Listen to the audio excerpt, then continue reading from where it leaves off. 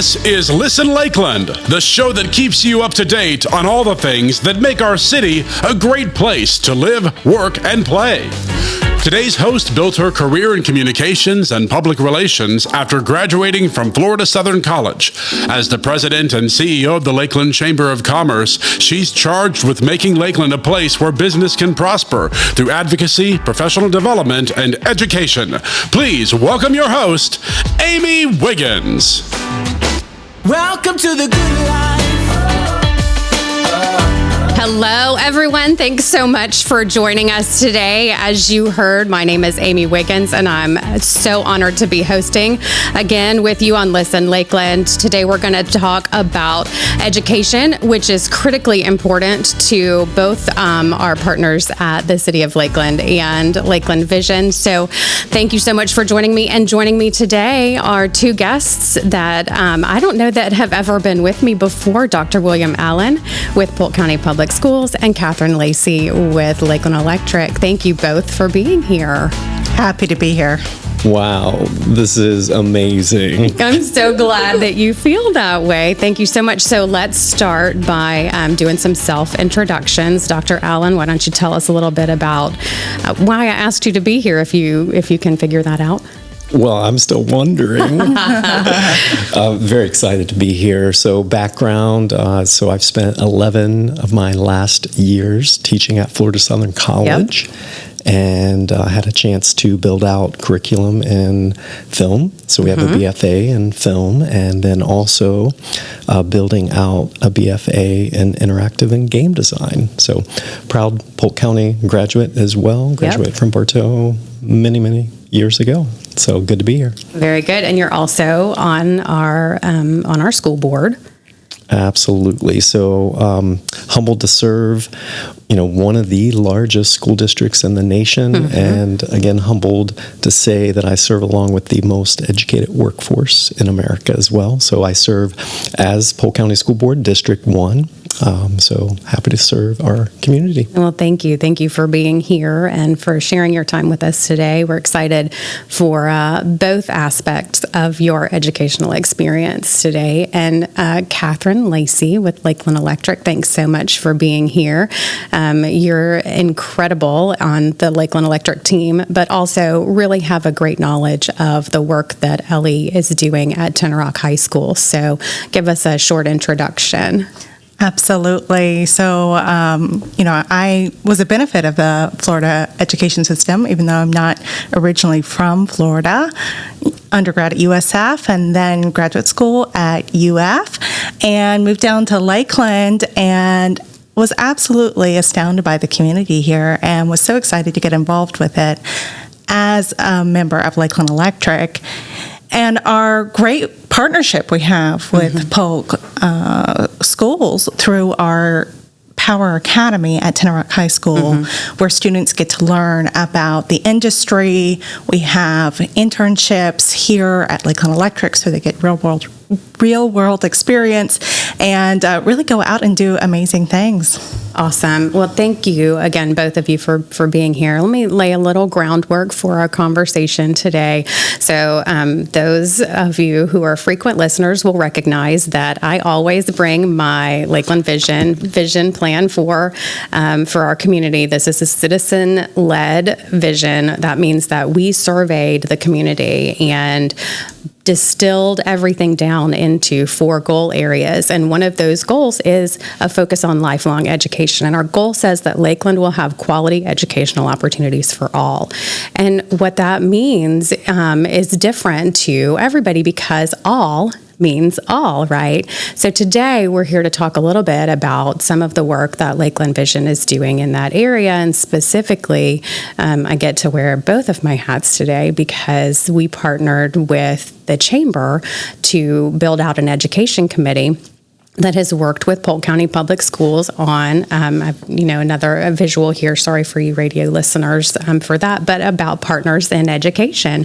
And what we wanted to do was really to help distill down the language barrier between the business community and the education community, because we all want the same things, but sometimes there just seems to be a little difference between what we want. So I wanted to start just really quickly, Dr. Allen, with, as an educator yourself, can you talk a little bit about what business engagement in education looks like? Because I think sometimes we have a disconnect about that. We think that it just means a big check, right? We just want chips and cookies for the fall festival, or we just need money to buy computers, but it's really a lot more than that, and has a greater impact than we might often think. Mm-hmm. Yeah, I mean, I think at the core of this is mentorship. So I think every faculty member,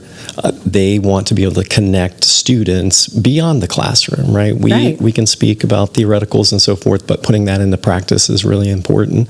I know for me, when I made that transition from my undergrad, which was later in life when I pursued my undergrad, but I remember walking down the streets here of downtown Lakeland and walking into a small closet, I suppose, but it was actually the beginning studio for In Focus. Okay. And here I was, just a recent undergrad, and had a chance to engage with Joe O'Brien, Jim Carlton, and Rob Trenton, right? And so they were so foundational in mentoring me to make that transition from undergrad to best practices. And then I love to see that little correlation and connection with Southwest Elementary as well, as Taylor Tyre, who was one of my students at Florida Southern, who's now associate producer at In Focus, had a chance to bring a group of students from Southwest Elementary over into the studio. So it's just full circle, and how those deep-rooted connections within our community help translate what happens in the classroom to actually what happens in business practices. That's awesome. And I know that obviously that's an important part of what's happening at the Power Academy as well. Oh, absolutely. That's huge. And one of the things that we really love about that is that they're required to do shadowing here. So every year we get an email, who wants to take a student, what are they interested in? And we really try to pair them up so that they can come and be in the driver's seat for a minute, and really understand what the job looks like on a day-to-day basis, how those interactions work. What's it like to ride in the elevator? I mean, even just those small things, I think when you're entering the workforce, can be a little bit intimidating. How am I going to write this email saying that, I have to do X, or, those little things build up over time. And so that's one of the things I think is just great about this partnership we have with the school system. Well, and that's one of the things that we hear a lot in the business community, is that those soft skills, those office skills, are oftentimes what are the most challenging for folks to translate from education into the workforce. And I love that we're talking about it, and I don't want it to seem as though we're trying to prepare people for careers in elementary school, but we're trying to get them on a pathway. And I tell the superintendent and principals and anybody that I can see on a regular basis, my degree is in religion, right? I have a religion degree, which has proven me well. It's a critical thinking writing degree, but because I was in school and went to church, and I didn't necessarily have a lot of people in my periphery that were in other professional careers. I went with what I knew, and that's one of the reasons I'm such an advocate for the business community entering our school system and understanding where our kids are, and the kids understanding where our business community is, because we need students to understand what careers are out there so that they can expand their fields of vision and really stop being a little myopic. I was myopic in my understanding of what careers were out there. So that's why I get really excited about having this conversation.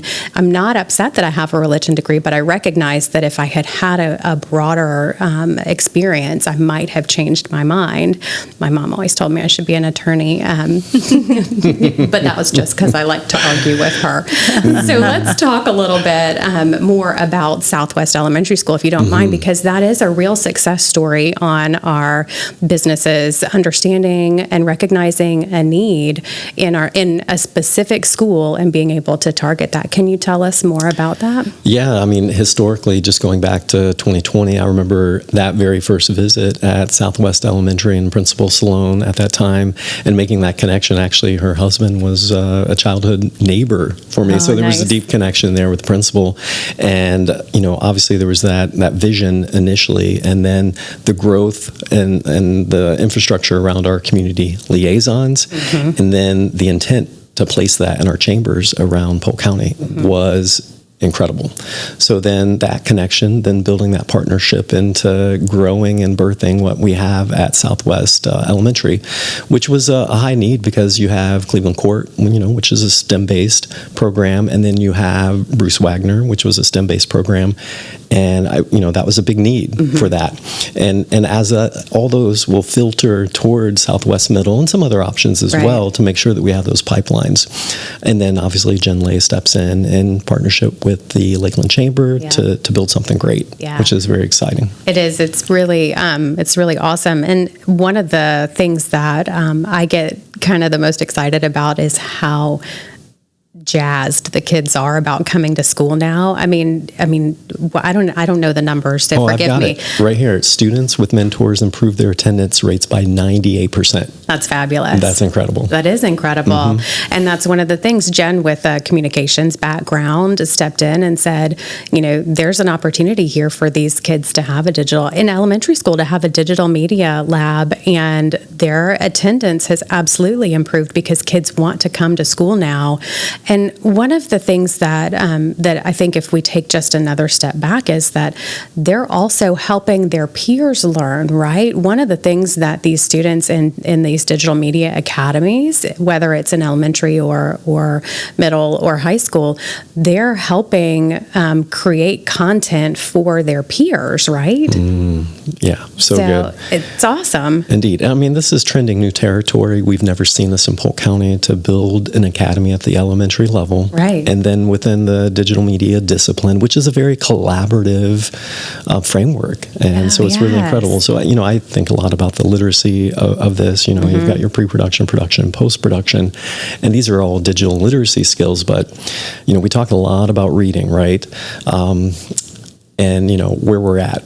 But if you were to measure their reading and writing in that medium, it'd be off the charts. But in essence, we don't measure literacy from that standpoint. But they're speaking and creating in a language that's beautiful and it's visual, and that's our preeminent form of communication today as well.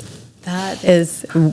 My brain hurts now, because you're right, and I don't know that I've ever thought about it in that capacity. But when I toured, I had the opportunity to tour that academy, and the students were at the time creating learning aids for their peers on some science content, and kind of walking through how a chrysalis forms, and so on and so forth. But just really understanding then not just the science content, but also the project planning content, and that's really an interesting way to think about that. Yeah, indeed. I mean, you've got the communication background, so you might have these high concepts, and like distilling them to simple things that the viewer, the listener can discern is that's a pretty important skill. It's a very problem-based learning outcome as well.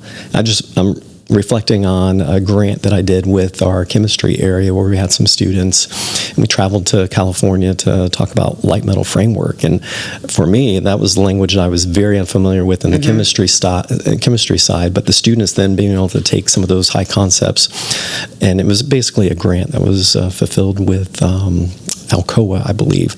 But I mean, those are skills Right. that are just, they continue with you. So it's pretty impressive. That's really amazing. So, Catheryn, transitioning a little bit to how Lakeland Electric stays engaged with the Power Academy, can you tell me a little bit about what that looks like for Lakeland Electric, the company? Yeah, absolutely. So we have incredible teachers at Tinnerock, first of all, that are doing, the lion's share of this work.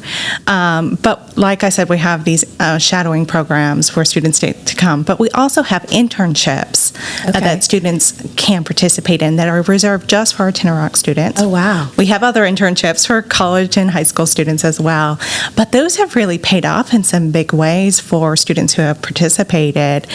We've had students that have come in, decided they loved it, gone to engineering school, become engineers, but also gone to become linemen or working in our field here or in other industries. I even had a student from Tinnerock's Power Academy come and work in the call center and then in our communications. So it's not limited. It's about exposing students to everything that the utility does, everything from accounting all the way to making sure the lights stay on. And so I think that that's a strength of that program.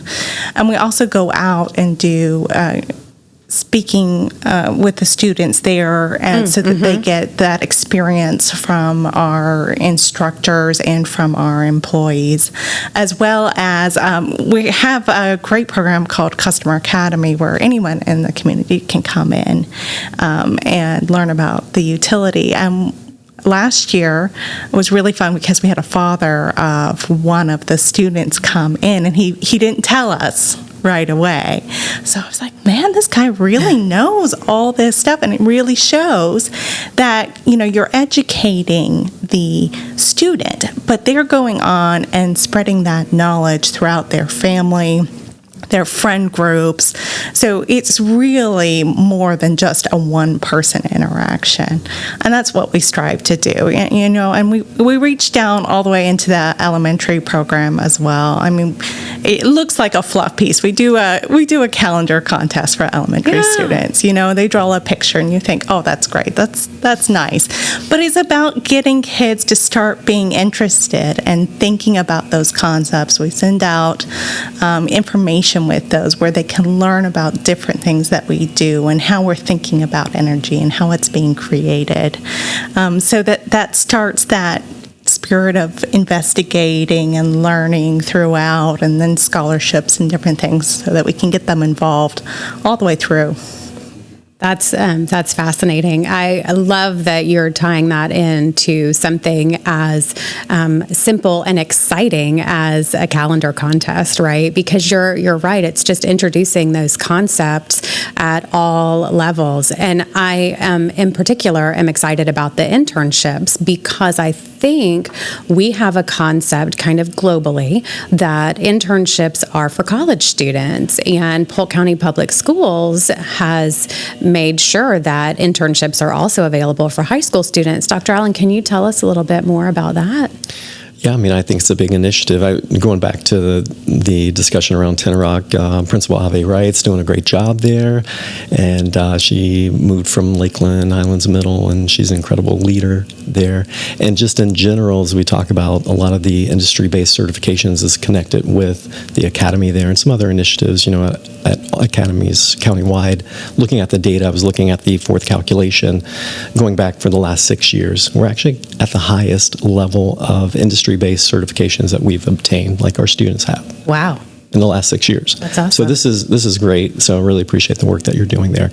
Yeah, I mean, the internship programs or initiative, I mean, we're connecting with our communities as well, chamber, cities as well, to try to get some commitments on that standpoint as well. So very exciting initiative. Yeah, absolutely. I mean, there's just so much opportunity to, again, teach those soft skills in the internship capacity. utility. And I know also CareerSource is a great partner with that, especially over the summer. They do great work. That's right. Mm-hmm. Yeah, so I love having them as well. So let's talk a little bit about how else small business maybe can get involved. We've talked about a utility. There may be capacity that you have a large HR department, you have an internships program, but are there other opportunities for small businesses to become engaged and allow their employees to become engaged in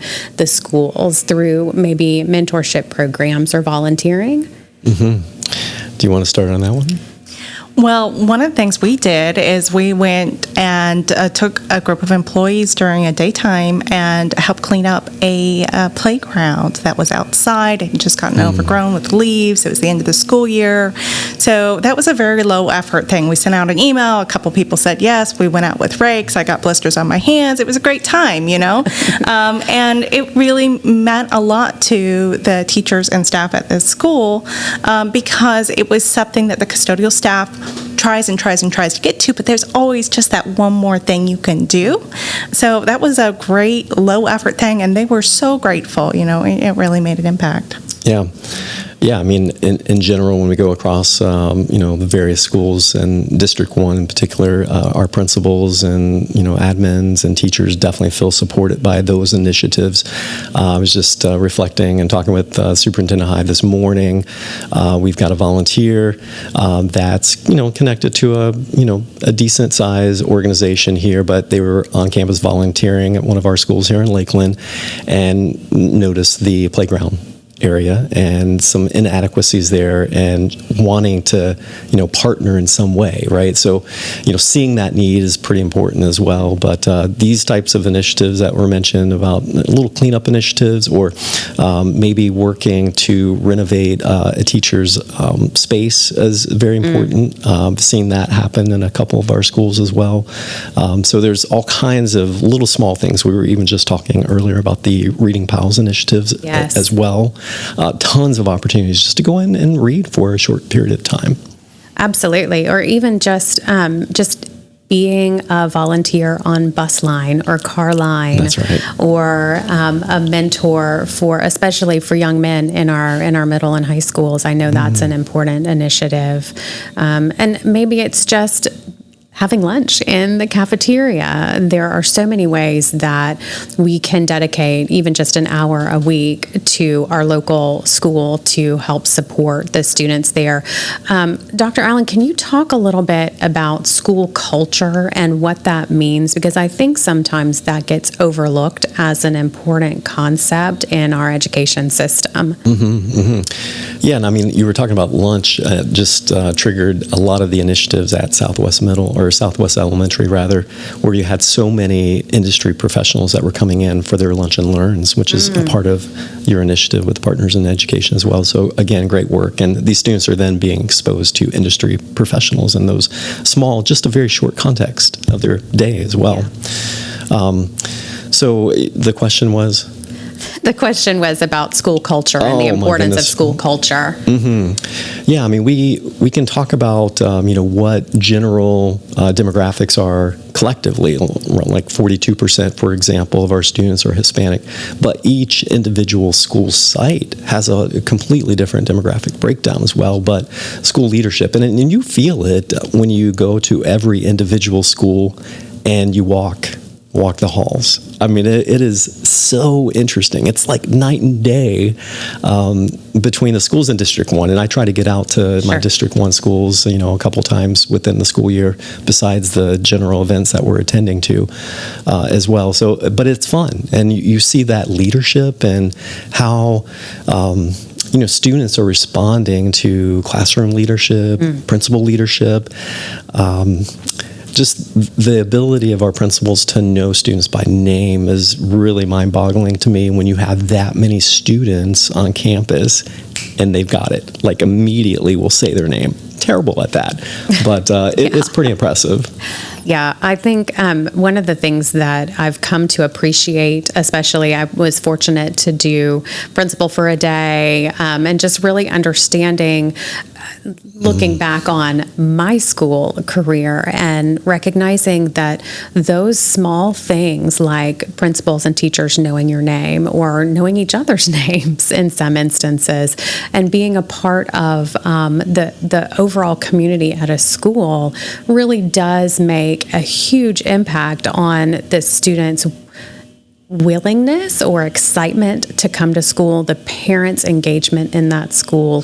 And I think that's part of this Partners in Education program as well. You know, where our goal is that a rising tide floats all boats, right? This is an opportunity for us as a community to circle around our public schools and let these students know what are we talking about, like 111,000 students or something, Dr. Allen, and am I low? You're pretty close, 117,000. Okay. I haven't looked at our first calculation for coming into this as far as our projections, but Right. we're sitting at about 117,000 students. That is amazing. That's incredible. That's a small town.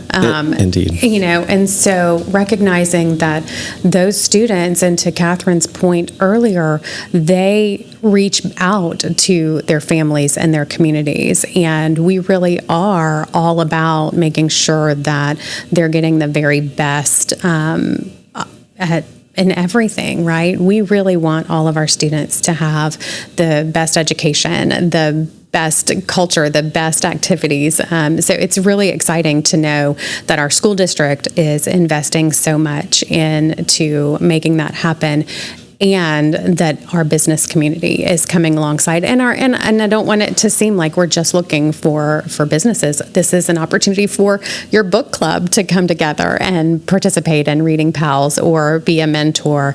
We have several churches that have come alongside and done these cleanup days or are serving as mentors and supporting in the schools as well. So we're very proud of those nonprofit businesses as well coming. So, Catherine, I know when we first started talking, you mentioned some of the work that is happening out at Travis as well. Do you want to talk just real quickly about that before we have to start wrapping up? Oh, yeah, absolutely. So, our effort, like I said, we start trying to engage at elementary and we go all the way through. And I just need to give a little shout out to Trinice McGriff, who is managing this program for us and does a wonderful job. But it goes all the way through. We work with Travis Technical College as well. And we have an energy academy out there that does the same sort of things, but at a higher level.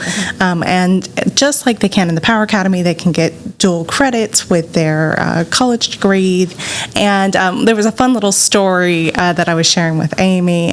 There was a issue with the air conditioning out at Travis at the Energy Academy, and they needed some electrical work. So they used their students because they were getting certified, and they posted it on social media, and immediately those students were able to get internships with a local electrical contract worker, and I believe it led to jobs for them. So, it's just those small things. They're really getting to do the work, and they're fully prepared when they go out into the workforce. And that's what we want here in the community. We want to build more employable and successful citizens here in Lakeland to make our community continue to grow. I mean, we're growing so fast, right? And I think all of us need to pitch into that level. Mm-hmm. Well, and the certification part we touched on really quickly, I think.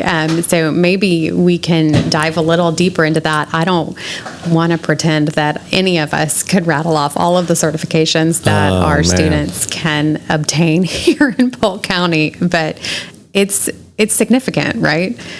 Yeah, it is. I mean, you think about all the different industries that are contributing to this, but like I said, we're at the highest level of industry-based certification. I love that you mentioned the dual enrollment, and that this is a big initiative for us as well to make sure that there's equity across the board, because you might have one high school that's offering 3 dual enrollment, and this is the true stats, and we might have another high school that's offering 27 dual enrollment courses. But I would say, okay, yes, we're at the highest level of industry-based certifications that we've achieved, but we're also at the highest acceleration points that we've ever received within the last 6 years. Wow. So there's been this steady growth, and the acceleration would be dual enrollment, early graduation, ACE, which is the Cambridge, and your IB, as well as the industry certs as well. So we're in the right trajectory, but now we're starting to nitpick a little bit and start to look a little bit more deeply at the research and so forth, and to grow those from infrastructure standpoint. So. But I don't know. I mean, which ones would we rattle off? I know in the state of Florida, the one that intrigues me the most is the highest achieved industry-based cert is Fusion 360, which is a 3D modeling program. Right. And we do have some big initiatives here in Polk around advanced manufacturing. So here, students can gain some industry certs in that and model, products in a sense that would then go in through that advanced manufacturing process. Yeah, pretty phenomenal. Well, I am so grateful to both of you for joining us today. We've had such an incredible conversation. I love being able to talk about our schools. And if you are interested in learning more about how you can be a partner to our education system, just drop into lakelandchamber.com and look at the Partners in Education page. And again, thank you for tuning in to Listen Lakeland today. We are so grateful for you to listen and to engage in the community. Of course, we'd love to have your feedback. There is a survey at lakelandvision.org. So please pop over there and participate in that as well. Thank you. I said, welcome to the good life. Listen Lakeland is brought to you as a collaborative project between Lakeland Vision, the City of Lakeland, and Hall Communications, a community working together to provide an exceptional quality of life. Thank you for being with us.